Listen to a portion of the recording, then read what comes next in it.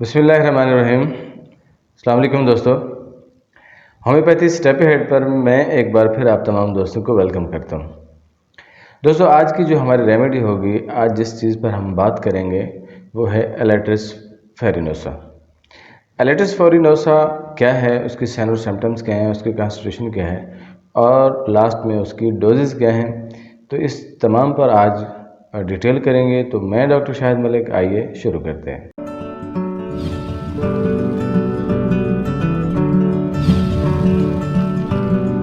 जी दोस्तों, बात कर रहे हैं एलेट्रिस फेरिनोसा के बारे में। और वीडियो शुरू करने से पहले मैं आप तमाम दोस्तों से गुजारिश करूंगा कि अगर आप मेरे चैनल पर पहली बार आए हैं और ये वीडियो आप पहली बार देख रहे हैं तो प्लीज़ चैनल को सब्सक्राइब ज़रूर कर दीजिए और साथ ही साथ बेल आइकन को भी प्रेस कर दीजिए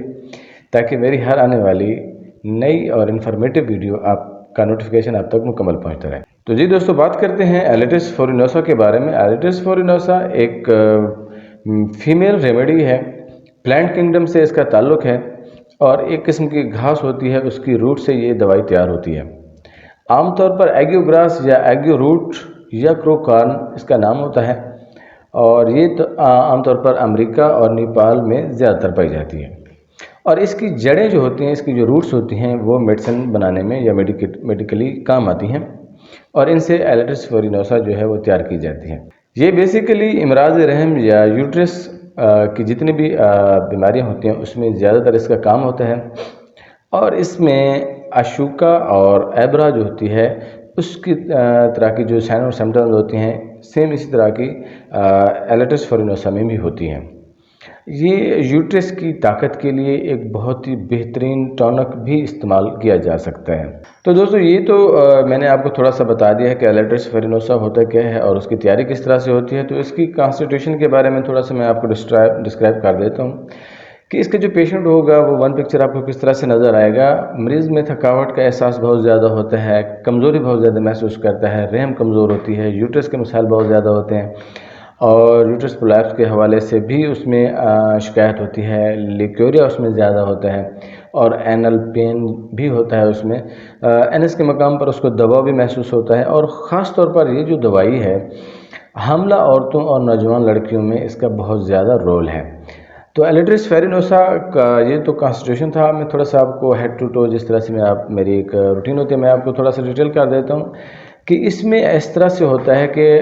जो पेशेंट होगा उसका जो सर होता है वो भारी होता है, गनुदगी उसमें ज़्यादा होती है और बाज़ वक़्त गिशी के दौरे भी पड़ जाते हैं। अगर हम उसकी दिमाग की हालत देखें तो जहाँ पर उसके माइंड सिम्टम्स होती हैं वहाँ पर उसमें बहुत ज़्यादा उसका दिमाग जो होता है वो कमज़ोर होता है, उसकी मेमोरी जो होती है वो लॉस करती है, बहुत ज़्यादा मेमोरी वीक होती है, अदम यादाश्त उसमें ज़्यादा होती है और उसके जो ख़यालात होते हैं वो मुंतशिर होते हैं। बहुत ही परेशान किस्म का पेशेंट होता है, उलझे हुए उसमें ख़यालात होते हैं और इवन दैट कि वो पेशेंट बाज़ औक़ात गिशी के दौरे भी उसमें पड़ सकते हैं। और उसके साथ साथ उसमें खून की कमी चूँकि होती है तो इसलिए उसका सर का चकराना और उसमें गनुदगी का आना भी शामिल होता है। अगर हम मुंह की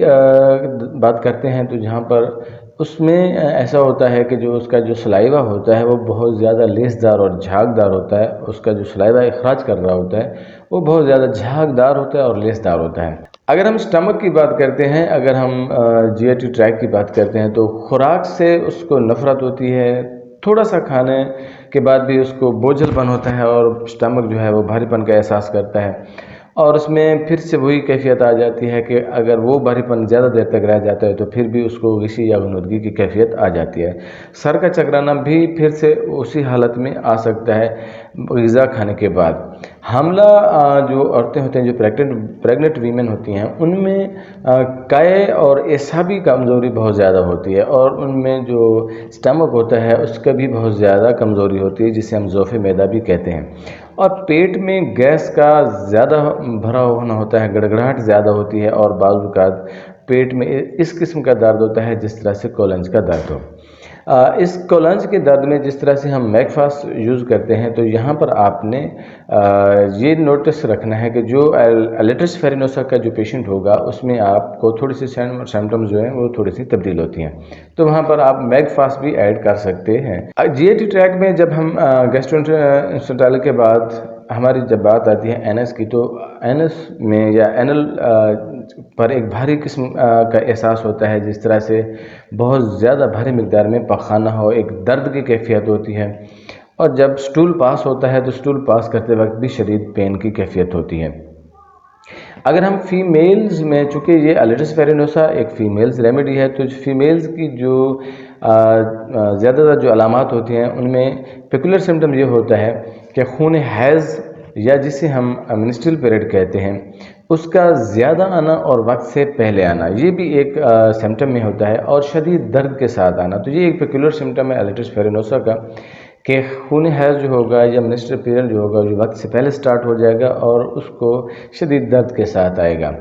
جس طرح سے کل کے ریکارڈ میں ہم دیکھ سکتے ہیں، یا بیلاڈونا بھی عام طور پر ہم وہاں پر یوز کراتے ہیں، اور پلیٹینا بھی ہم یوز کراتے ہیں، تو وہاں پر آپ اس کو الیٹس فیرینوسا بھی ذہن میں رکھیں گے۔ کم یا دیر سے آنے میں بھی سیم یہی آپ کی الیٹس فیرینوسا جو ہے وہ استعمال آپ کر سکتے ہیں۔ اور یوٹرس میں ایک ایسا احساس ہوتا ہے کہ جس طرح سے ایک بھاری پن ہو، ایک بوجھ کی کیفیت ہو، اور یوٹرس کا دباؤ جو ہے وہ ناف کے مقام پر ایک دباؤ کی کیفیت جو ہے محسوس ہوتی ہے، اور اس کے ساتھ ساتھ پین بھی ہوتا ہے۔ اور عام طور پر فیمیلز میں لیکوریا جو ہے وہ زیادہ پایا جاتا ہے، اور اس کے ساتھ اسقاط حمل جو ہوتا ہے وہاں پر بھی آپ الیٹس فیرینوسا کو استعمال کر سکتے ہیں۔ حمل کے دوران اعصابی دردیں جو ہوتی ہیں اس میں بھی آپ استعمال کر سکتے ہیں الیٹس فیرینوسا۔ تو اس کے ساتھ میں آپ کو تھوڑا سا متقابل بتا دیتا ہوں کہ جہاں پر آپ کمبینیشن بنانا چاہتے ہیں یا آپ کی اور بھی سائن اور سمٹمز آ رہے ہوں، تو وہاں پر آپ اس کو ہیلونیاس اور ہائیڈراسٹس کو بھی آپ استعمال کر سکتے ہیں، اور اشوکا کو بھی آپ استعمال کر سکتے ہیں، اور ساتھ میں ایبروما بھی آپ استعمال کر سکتے ہیں۔ تو اس میں ایک چیز یاد رکھنے کی یہ ہے کہ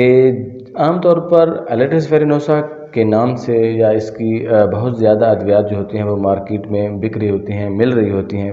اور پیٹنٹ قسم کی ادویات جو ہوتی ہیں وہ کمبینیشن بنا کر استعمال کیے جاتے ہیں یا فروخت کیے جاتے ہیں، لیکن الیٹس فیرینوسا کا جو مدر ٹنکچر ہے اس سے بڑھ کر کوئی بھی دوائی نہیں ہے۔ تو یہ خاص خیال رکھنا چاہیے کہ آپ کو جب بھی الیٹس فیرینوسا کی اگر علامات مل رہی ہیں تو وہاں پر آپ الیٹس فیرینوسا مدر ٹنکچر بھی استعمال کر سکتے ہیں، مگر خاص حالتوں میں آپ 3x میں یا 30 میں بھی استعمال کر سکتے ہیں، اگر ضرورت پڑے تو آپ 6x میں بھی استعمال کر سکتے ہیں۔ تو ایک چیز میں تھوڑا سا آپ کو ایڈ کر دینا چاہتا ہوں کہ چونکہ یہ ایک فیمیل ریمیڈی ہے، اور فیمیلز کے حوالے سے جب بھی اگر آپ کو کسی قسم کا کوئی مسئلہ ہو تو یہ جو ویڈیوز بنائی جاتی ہیں ہمارے جونیئرز کے لیے بنائی جاتی ہیں یا ایسے دوستوں کے لیے بنائی جاتی ہیں، تو جب آپ کو کسی بھی قسم کا اگر آپ کی علامات میچ کر رہی ہوں تو اپنے ڈاکٹر سے یا لیڈی ڈاکٹر سے تو ضرور کنسلٹ کر لیجیے گا، کیونکہ اس کے اگر آپ سیلف میڈیکیشن کر رہے ہیں تو سیلف میڈیکیشن کے بہت زیادہ نقصانات بھی ہو سکتے ہیں۔ بعض اوقات سمٹم میچ نہیں کر رہی ہوتی، یا بعض اوقات ایسا ہوتا ہے کہ آپ کو اس کے ساتھ کوئی اور دوائی کی بھی ضرورت ہوتی ہے، تو وہ آپ کا ڈاکٹر بہت اچھے سے سجیسٹ کر سکتا ہے، تو اس لیے سیلف میڈیکیشن سے ایوائڈ کیجیے گا۔ تو دوستوں امید کرتا ہوں کہ آج کی جو یہ ویڈیو ہے آپ کو بہت زیادہ اچھی لگی ہوگی اور بہت ہیلپ فل رہی ہوگی آپ کے لیے۔ اگر آپ کو اچھی لگی ہے تو پلیز لائک اور شیئر کا بٹن ضرور دبا دیجیے۔ تو ملتے ہیں اگلی ویڈیو۔